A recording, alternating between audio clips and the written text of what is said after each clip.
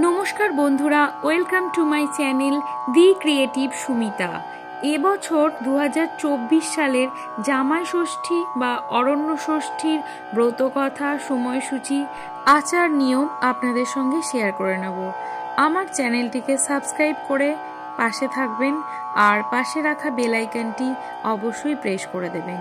2024 সালে জামাই ষষ্ঠী বা অরণ্য ষষ্ঠী আরম্ভ হবে 28শে জ্যৈষ্ঠ 1431 বঙ্গাব্দে, ইংরাজি 11ই জুন 2024 সালে মঙ্গলবার সন্ধে 6টায়। আর পরের দিন ষষ্ঠী তিথি শেষ হবে 2024 সালের 12ই জুন বুধবার সন্ধে 7টা 26 মিনিটে, 29শে জ্যৈষ্ঠ। জামাই আশীর্বাদের শুভ মুহূর্ত 29শে জ্যৈষ্ঠ 12ই জুন বুধবার সকাল 7টা 40 থেকে দুপুর 11টা 14 পর্যন্ত। পরবর্তী সময় দুপুর 1টা 55 থেকে বিকেল 5টা 29 পর্যন্ত। প্রতি বছর জ্যৈষ্ঠ মাসের শুক্লপক্ষের ষষ্ঠী তিথিতে শাশুড়ি মায়েরা নানা রকম রান্না, রকমারি মিষ্টি, মরশুমি নানা রকম ফল যেমন আম, জাম, লিচু, কাঁঠাল ইত্যাদি দিয়ে জামাই আপ্যায়ন করেন। এই দিন মা ষষ্ঠীর ব্রত পালন করা হয়, যাকে বলা হয় অরণ্য ষষ্ঠী বা স্কন্দ ষষ্ঠী। এই ষষ্ঠী পুজো সন্তানের মঙ্গল কামনা করে মা ষষ্ঠীর কাছে মায়েরা পুজো দেন। ষষ্ঠী মায়ের কৃপা থাকলে সন্তান সন্ততির মঙ্গল হয়, কোনো রকম বিপদ আপদ হয় না। সেই কারণে সন্তানের শুভ কামনার্থে মায়েরা ষষ্ঠী দেবী অর্থাৎ অরণ্য ষষ্ঠীর ব্রত করেন। এই দিন মেয়ে জামাইয়ের আপ্যায়নের আগে শাশুড়ি মায়েরা ভোরবেলা উপবাসী থেকে পুজোর ডালি সাজিয়ে ছেলে মেয়ে এবং জামাইয়ের নামে ষষ্ঠী মায়ের কাছে পুজো দেন। জামাই ষষ্ঠী বা অরণ্য ষষ্ঠীতে সাদা সুতো হলুদে চুবিয়ে মায়ের কাছে পুজো দিয়ে ছেলেদের ডান হাতে এবং মেয়েদের বাম হাতে ধাগা পরিয়ে দেওয়া হয় শুভ কামনার্থে। কপালে চন্দন বা দইয়ের ফোঁটা দিতে হয়। তাল পাতার পাখায় 60 বলে হাওয়া দিতে হয়। জামাই ষষ্ঠী বা অরণ্য ষষ্ঠীর ব্রতকথা। এক বামুনের 3টি ছেলে, 3টি ছেলের 3টি বউ। ছোট বউটির বড্ড নোলা। আজ দুধের সরটুকু খায়, কাল খাবারের গায়ের চিনিটুকু খায়, পরশু ঘিটুকু খায়, আর বলে কালো বিড়াল খেয়েছে। কালো বিড়াল মা ষষ্ঠীর বাহন। সে ছোট বউয়ের ওপর মিথ্যাবাদের প্রতিশোধ নেওয়ার জন্য দিন গুনছিল। এমন সময় ছোট বউয়ের ঘর আলো করা এক ছেলে প্রসব করে। কালো বিড়াল ছেলেটাকে নিয়ে মা ষষ্ঠীর কাছে রেখে আসে। এইভাবে ছোট বউয়ের 7 বার পোয়াতি হয়, অথচ একটি ছেলে মেয়েও রাখতে পারে না। ছোট বউ শোকে দুঃখে ভেঙে পড়ে। বাড়িতে কেউ তাকে দেখতে পারে না। পাড়ার লোকে রাক্ষসী বলে। শাশুড়ি গঞ্জনা দেয়, জায়েরা ঠাট্টা করে। ছোট বউ ক্ষোভে দুঃখে বনে গিয়ে কাঁদতে লাগলো। তার কান্না দেখে মা ষষ্ঠী ঠাকুরানীর দয়া হলো। তিনি ছোট বউয়ের কাছে এসে বললেন, দেখ বাছা, পরের নামে মিথ্যা অপবাদ দেবার দরুন তোমার এত দুঃখ। তুমি যদি এখন কালো বিড়ালির পায়ে ধরে ক্ষমা চাও, তবেই তোমার ছেলে মেয়েদের ফিরে পাবে। ছোট বউ মা ষষ্ঠীকে চিনতে পারেনি। কেঁদে মায়ের পায়ে পড়ে বললে, মা তুমি কে?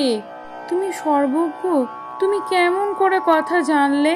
মা ষষ্ঠী বললেন, আমি মা ষষ্ঠী, কালো বেড়াল আমার বাহন।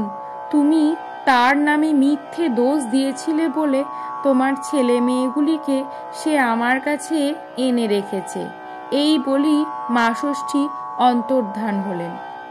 এদিকে ছোট বউ তক্ষুনি বাড়ি গিয়ে কালো বিড়ালকে আদর করে কাছে ডেকে ভাত, মাছ, দুধ খেতে দিয়ে বললে, ভাই কালো বিড়াল, আমি আর কখনো তোমার নামে দোষ দেব না।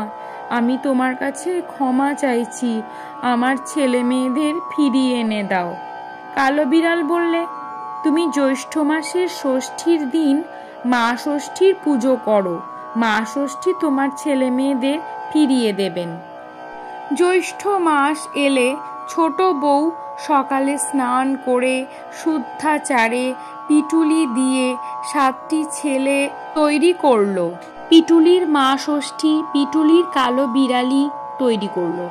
তারপর অশ্বত্থ গাছের ডালে সুতায় 7 পাক দিয়ে পিটুলির ষষ্ঠী তার সামনে বসিয়ে নৈবেদ্য, ফল মূল, ফুল দিয়ে খুব ঘটা করে মা ষষ্ঠীর পুজো করলো।